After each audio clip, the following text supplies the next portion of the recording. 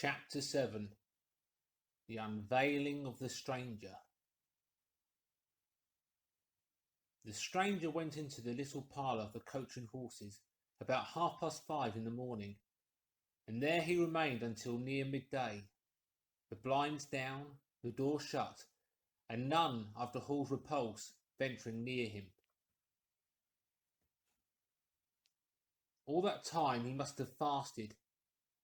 Thrice he rang his bell, the third time furiously and continuously, but no one answered him. "Him and his go to the devil indeed," said Mrs. Hall.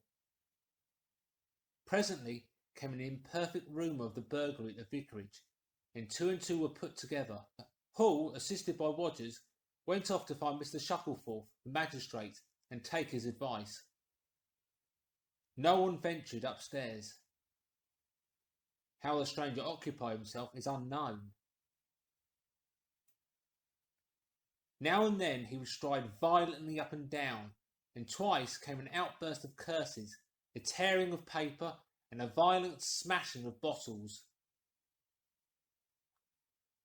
The little group of scared but curious people increased.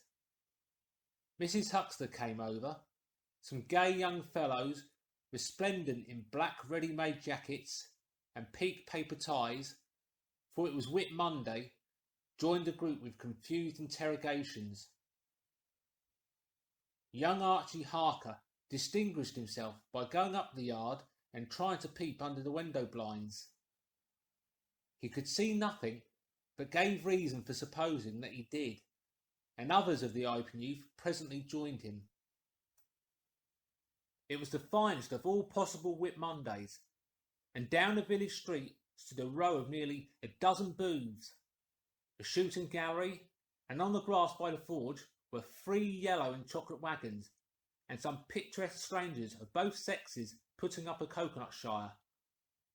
The gentlemen wore blue jerseys, the ladies white aprons and quite fashionable hats with heavy plumes. Roger of the Purple Fawn and Mr. Jaggers, the cobbler, who also sold old second-hand ordinary bicycles, were stretching a string of Union Jacks and Royal Ensigns, which had originally celebrated the first Victorian Jubilee, across the road. And inside, in the artificial darkness of the parlour, into which only one thin jet of sunlight penetrated, the stranger, hungry we must suppose, and fearful, hidden in his uncomfortable hot wrappings, pored for his dark glasses upon his paper, or chinked his dirty little bottles, and occasionally swore savagely at the boys, audible, if invisible, outside the windows. In the corner by the fireplace lay the fragments of 6 smashed bottles, and a pungent twang of chlorine tainted the air. So much we know from what was heard at the time, and from what was subsequently seen in the room. About noon he suddenly opened his parlour door, and stood glaring fixedly at the 3 or 4 people in the bar. "Mrs. Hall," he said. Somebody went sheepishly and called for Mrs. Hall. Mrs. Hall appeared after an interval, a little short of breath, but all the fiercer for that. Hall was still out. She had deliberated over the scene, and she came holding a little tray with an unsettled bill upon it. "Is it your bill you're wanting, sir?" she said. "Why wasn't my breakfast laid? Why haven't you prepared my meals and answered my bell? Do you think I live without eating?" "Why isn't my bill paid?" said Mrs. Hall. "That's what I want to know." "I told you 3 days ago I was waiting a remittance." "I told you 2 days ago I wasn't going to wait no remittances. You can't grumble if your breakfast waits a bit, if my bill's been waiting these 5 days, can you?" The stranger swore briefly but vividly. "Nah," from the bar. "And I'd thank you kindly, sir, if you keep your swearing to yourself," said Mrs. Hall. The stranger stood, looking more like an angry diving helmet than ever. It was universally felt in the bar that Mrs. Hall had the better of him. His next words showed as much. "Look here, my good woman," he began. "Don't good woman me," said Mrs. Hall. "I've told you, my remittance hasn't come." "Remittance indeed," said Mrs. Hall. "Still, I dare say my pocket." "You told me 3 days ago that you hadn't anything but a sovereign's worth of silver upon you." "Well, I've found some more." "I wonder where you found it," said Mrs. Hall. That seemed to annoy the stranger very much. He stamped his foot. "What do you mean?" he said. "That I wonder where you found it," said Mrs. Hall. "And before I take any bills or get any breakfast or do any such things whatsoever, you got to tell me 1 or 2 things I don't understand, and what nobody don't understand, and what everybody is very anxious to understand. I want to know what you've been doing to my chairs upstairs, and I want to know how, since your room was empty, and how you got in again. Them as stops in this house comes in by the doors. That's the rule of the house, and that you didn't do. And what I want to know is how you did come in, and I want to know..." Suddenly the stranger raised his gloved hands, clenched, stamped his foot, and said, "Stop!" with such extraordinary violence that he silenced her instantly. "You don't understand," he said, "who I am or what I am. I'll show you. By heaven, I'll show you." Then he put his open palm over his face and withdrew it. The centre of his face became a black cavity. "Here," he said. He stepped forward and handed Mrs. Hall something which she, staring at his metamorphosized face, accepted automatically. Then, when she saw what it was, she screamed loudly, dropped it, and staggered back. The nose! It was the stranger's nose, pink and shining, rolled on the floor. Then he removed his spectacles, and everyone in the bar gasped. He took off his hat, and with a violent gesture tore at his whiskers and bandages. For a moment they resisted him. A flash of horrible anticipation passed through the bar. "Oh my God!" said someone. Then off they came. It was worse than anything. Mrs. Hall, standing open-mouthed and horror-struck, shrieked at what she saw and made for the door of the house. Everyone began to move. They were prepared for scars, disfigurements, tangible horrors, but nothing. The bandages and false hair flew across the passage into the bar, making a hobbledehoy jump to avoid them. Everyone tumbled on everyone else down the steps. For the man who stood there shouting some incoherent explanation was a solid, gesticulating figure up to the coat collar of him, and then nothingness. No visible thing at all. People down the village heard shouts and shrieks, and looking up the street, saw the coach and horses violently firing out its humanity. They saw Mrs. Hall fall down, and Mr. Teddy Hemphry jump to avoid tumbling over her. And then they heard the frightful screams of Milly, who, emerging suddenly from the kitchen at the noise of the tumult, had come upon the headless stranger from behind. These increased suddenly.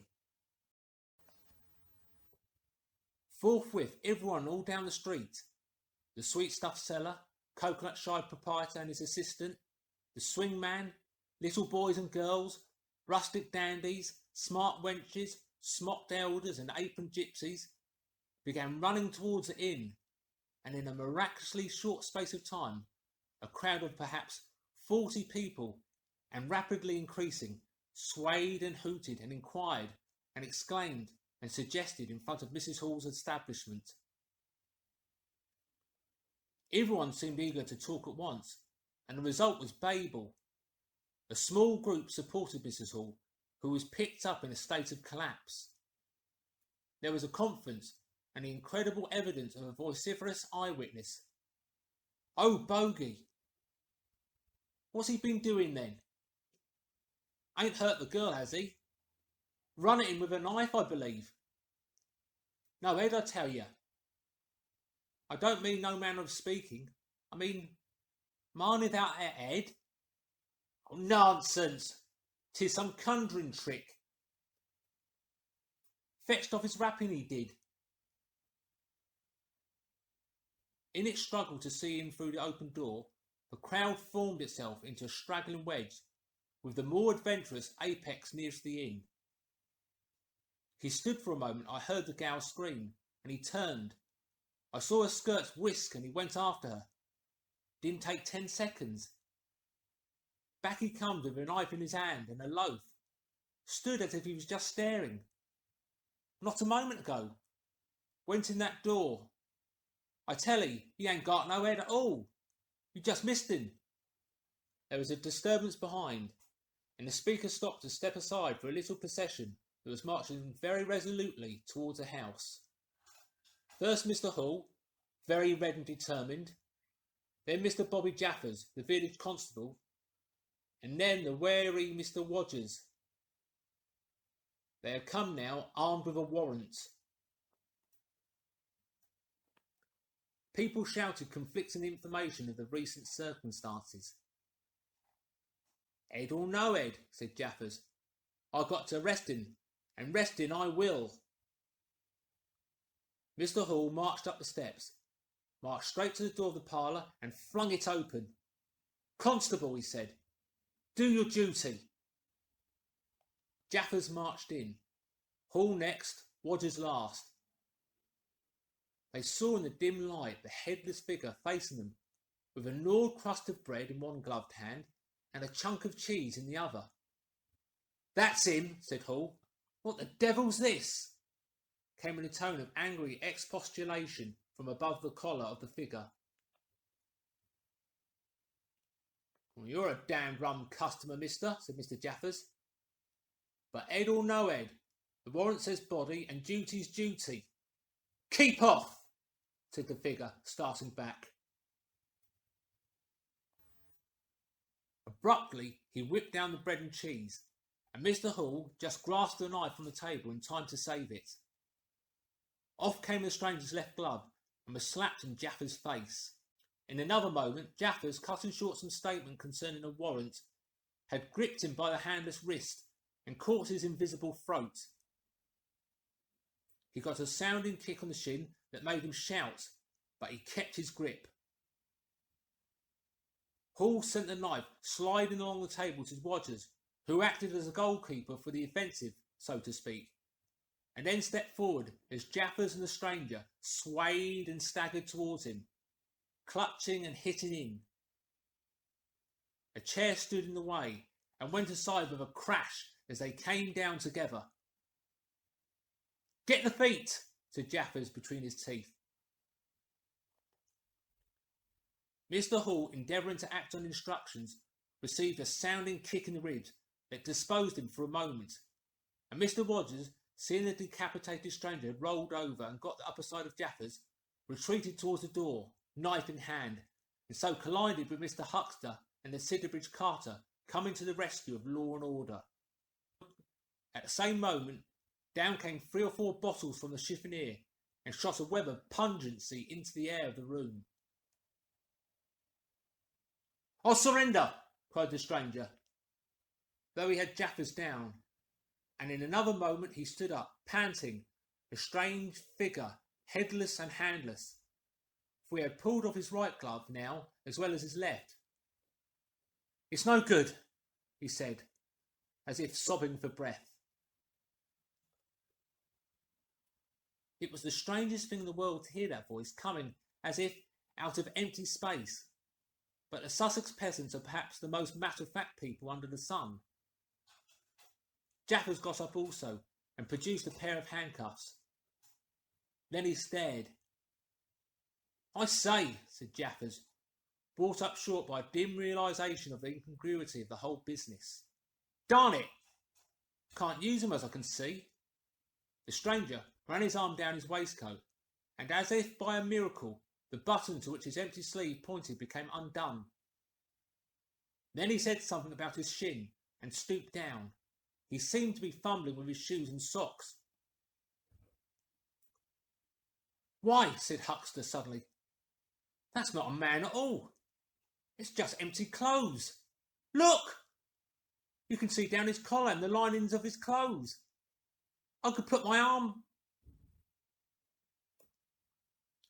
He extended his hand. It seemed to meet something in mid-air, and he drew it back with a sharp exclamation. "I wish you'd keep your fingers out of my eye," said the aerial voice, in a tone of savage expostulation. "The fact is, I'm all here. Head, hands, legs, and all the rest of it. But it happens I'm invisible. It's a confounded nuisance, but I am. That's no reason why I should be poked to pieces by every stupid bumpkin in Iping, is it?" The suit of clothes, now all unbuttoned and hanging loosely upon its unseen supports, stood up, arms akimbo. Several of the menfolks had now entered the room, so that it was closely crowded. "Invisible, said Huckster, ignoring the stranger's abuse. "Who ever heard the likes of that? It's strange, perhaps, but it's not a crime. Why am I assaulted by a policeman in this fashion?" "Ah, that's a different matter," said Jaffers. "No doubt you are a bit difficult to see in this light, but I got a warrant, and it's all correct. What I'm after ain't no invisibility. It's burglary. There's a house been broken into and money took. Well, and circumstances certainly point..." "Oh, stuff and nonsense," said the invisible man. "I hope so, sir, but I've got my instructions." "Well," said the stranger, I'll come, but no handcuffs." "It's a regular thing," said Jaffers. "No handcuffs," stipulated the stranger. "Pardon me," said Jaffers. Abruptly, the figure sat down, and before anyone could realise what was being done, the slippers, socks and trousers had been kicked off under the table. Then he sprang up again and flung off his coat. "Here, stop that," said Jaffers, suddenly realising what was happening. He gripped at the waistcoat. It struggled, and the shirt slipped out of it and left it limp and empty in his hand. "Hold him," said Jaffers loudly. "Once he gets the things off..." "Hold him," cried everyone, and there was a rush at the fluttering white shirt, which was now all that was visible of the stranger. The shirt sleeve planted a shrewd blow in Hall's face that stopped his open-arm advance and sent him backward into old Toothsome, the sexton, and in another moment the garment was lifted up and became convulsed and vacantly flapping about the arms, even as a shirt that is being thrust over a man's head. Jaffers clutched at it and only helped to pull it off. He was struck in the mouth out of the air, and incontinently threw his truncheon and smote Teddy Henfrey savagely upon the crown of his head. "Look out," said everybody, fencing at random and hitting at nothing. "Hold him! Shut the door! Don't let him loose! I've got something! Here he is!" A perfect babel of noises they made. Everybody, it seemed, was being hit all at once, and Sandy Rogers, knowing as ever and his wits sharpened by a frightful blow in the nose, reopened the door and led the rout. The others followed incontently, were jammed for a moment in the corner by the doorway. The hitting continued. Phipps the Unitarian had a front tooth broken, and Henfrey was injured in the cartilage of his ear.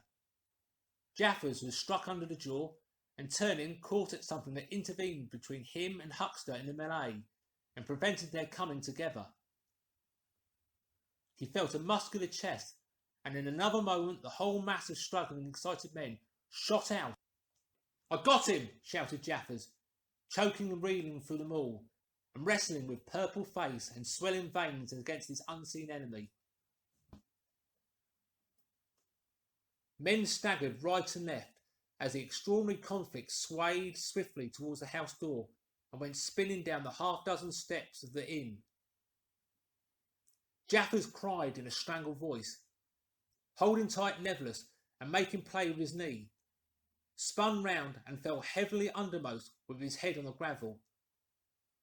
Only then did his fingers relax. There were excited cries of "Hold him! Invisible!" and so forth, and a young fellow, a stranger in the place whose name did not come to light, rushed in at once, caught something, missed his hold, and fell over the constable's prostrate body. Halfway across the road, a woman screamed as something pushed by her. A dog kicked apparently, yelped, and ran howling into Huxter's yard. And with that, the transit of the invisible man was accomplished. For a space, people stood amazed and gesticulating, and then came panic and scattered them abroad through the village as a gust scatters dead leaves. But Jaffers lay quite still, face upward and knees bent, at the foot of the steps of the inn.